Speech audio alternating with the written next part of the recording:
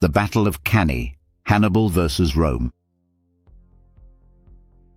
August 216 BCE. The sun beats down on the fields of Apulia. The air is thick with dust, the heat suffocating. Near the village of Cannae, two armies are about to face each other, one the most powerful the ancient world had ever known, the other by a man whose name would echo through history. Rome, at the height of its power, is about to meet its darkest hour. And Hannibal Barca, a commander of unmatched genius, will deliver a blow so devastating it will be remembered as the bloodiest day in Roman history. But the story of Cannae begins long before the battlefield. It begins in 247 BCE, during the First Punic War. Carthage, master of the seas, locked in a death struggle with Rome.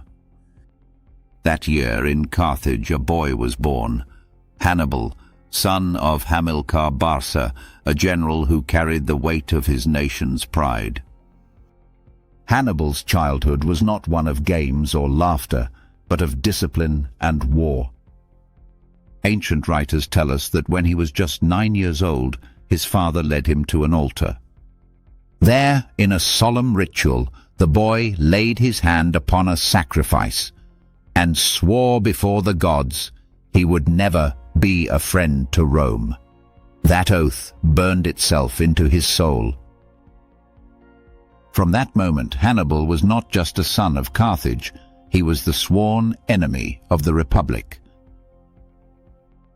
The First Punic War, which raged from 264 to 241 BCE, was fought for control of Sicily. To Carthage, Sicily was the key to its trade empire. To Rome, it was the first step beyond Italy. Yet in desperation, it built one from nothing, training farmers into sailors. Battle after battle, Carthage's fleets were challenged. After 23 years of brutal war, Rome triumphed. Carthage lost Sicily, its pride shattered. But the Barca family refused to accept humiliation. Hamilcar turned to Spain, rich in silver, resources and warriors. There he forged a new Carthaginian empire. Hannibal grew up in this crucible, learning strategy, discipline and the craft of war. When Hamilcar died, command passed to his son-in-law Hasdrubal, and then, after Hasdrubal's assassination, to Hannibal himself. At just 26, Hannibal was now commander of Carthage's armies in Spain. The boy who had sworn eternal enmity to Rome was ready to fulfill his vow. In 219 BCE, Hannibal struck at Saguntum, a Roman ally in Spain. After a brutal siege, the city fell. To Rome, this was unacceptable. War was declared. The Second Punic War had begun. But Hannibal would not wait for Rome to come to him. In a march that seemed impossible, Hannibal led his army, a force of 50,000 infantry, 10,000 cavalry and 37 war elephants, north through Spain, across the Pyrenees and into Gaul. There he faced ambushes, hostile tribes and treacherous rivers. Yet the greatest trial still lay ahead, the Alps. Snowstorms blinded his men. Landslides buried soldiers alive. Elephants slipped on icy slopes. Gauls attacked from cliffs. Men starved, froze, and deserted. By the time Hannibal emerged into Italy, large part of his army was gone. But what survived was an army hardened by suffering, men who had marched through hell and still followed their general. Rome had expected Carthage to strike overseas. Instead, Hannibal had crossed the mountains and appeared in their heartland. The Republic was stunned, and worse was yet to come. In 218 BCE, Hannibal met the Romans at the river Trebia. He lured them into icy waters, then ambushed them. The legions were crushed. The next year at Lake Trasimene, Hannibal set another trap.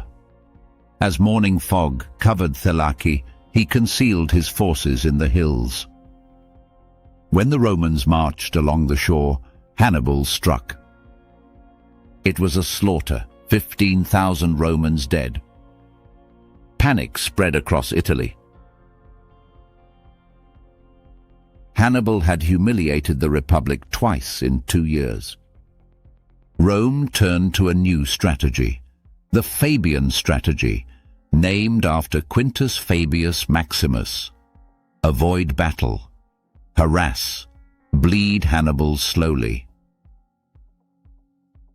But in 216 BCE, Rome's patience snapped. Determined to end the war, the Senate raised the largest army in its history, 80,000 infantry and 6,000 cavalry, and marched to crush Hannibal once and for all. Hannibal chose the battlefield with ruthless calculation. Near the village of Cannae, he seized control of the Aufidus River, the only major water source in the area. In the suffocating August heat, Rome's larger army would thirst. He positioned his men facing north, forcing the Romans to face into the hot Libeccia wind, choking them with dust. Rome's numbers, usually their greatest strength, would now become their weakness.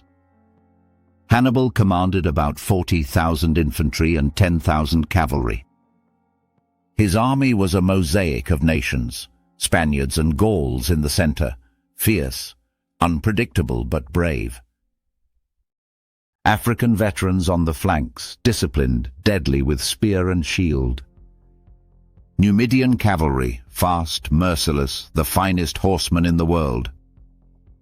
The Romans, under consuls Aemilius Paulus and Gaius Terentius Varro, arrayed 80,000 men in a deep, narrow formation.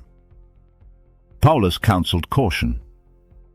Varro, a populist, sought glory. The plan was simple: smash through Hannibal's center with sheer weight. It was the perfect setup for Hannibal's trap. At dawn, the cavalry struck. On the Roman right, Hannibal's Iberian and Gallic horsemen clashed with Rome's cavalry, driving them back. On the left, Numidians tied down the rest. Soon, Hannibal's cavalry swept behind the Roman army, cutting off escape. In the center, the Roman legions surged forward, smashing into Hannibal's crescent line of Gauls and Spaniards. Step by step, they pushed them back. The Romans believed victory was near. But the retreat was deliberate. Hannibal's center bent without breaking, drawing the Romans deeper. Then, at the signal, the African veterans on the flanks pivoted inward. The crescent snapped shut. At the same moment, Hannibal's cavalry struck from behind. The Romans were trapped. Crushed together so tightly they could not lift their swords, they were butchered where they stood. Dust and blood filled the air. The curved falcata swords of the Spaniards carved through flesh and bone. The slaughter raged for hours, a ring of death tightening around Rome's finest. By sunset, it was over. Rome's losses were catastrophic, up to 55,000 dead. Among them, Consul Aemilius Paulus, Minucius Rufus, 28 of 40 tribunes, 80 senators and magistrates, and 200 knights. 1 in 5 Roman fighting men between 18 and 50 fell at Cannae. Of more than 80,000 soldiers, only 14,000 escaped. 10,000 more were captured. Hannibal's losses? Around 6,000. Never in history had such a massive army been destroyed so completely, so quickly. When news reached Rome, despair gripped the city. Women flooded the temples, weeping for their sons and husbands. the Senate ordered desperate prayers to the gods. In Hannibal's camp, his cavalry commander Hannibal urged him to march on Rome immediately. Hannibal refused. He believed Rome's allies would desert the Republic after Cannae. Some did, but not enough. Rome, though blooded, did not break. Instead, the disaster steeled its resolve. The Republic returned to the Fabian strategy. Avoid battle. Harass. Cut supply lines. Slowly bleed Hannibal dry. For more than a decade, Hannibal roamed Italy undefeated. Yet Rome had learned. No more pitched battles. No more Cannaes. Meanwhile, a young commander was rising, Publius Cornelius Scipio. In Spain, he shattered Carthaginian power. Then he invaded North Africa. Carthage, desperate, recalled Hannibal home. In 202 BCE at Zama, the two greatest generals of their age faced each other. Hannibal, now in his 40s, commanded elephants, mercenaries, and veterans. Scipio led disciplined legions and Numidian cavalry, the very allies Hannibal once commanded. The elephants charged. Scipio opened lanes, turning them back. The infantry clashed. For a moment, the old master seemed on the verge of victory. But then the Numidian cavalry swept in, just as Hannibal's had at Cannae. This time, the trap closed on Carthage. Hannibal's army collapsed. He fled the field. The Second Punic War was over. Carthage was broken. Rome had triumphed. Hannibal Barca remains one of the greatest military minds of all time. At Cannae, he achieved a masterpiece of strategy that generals still study. But genius alone could not defeat Rome. For while Hannibal taught the world how to win battles, Rome showed how to win wars.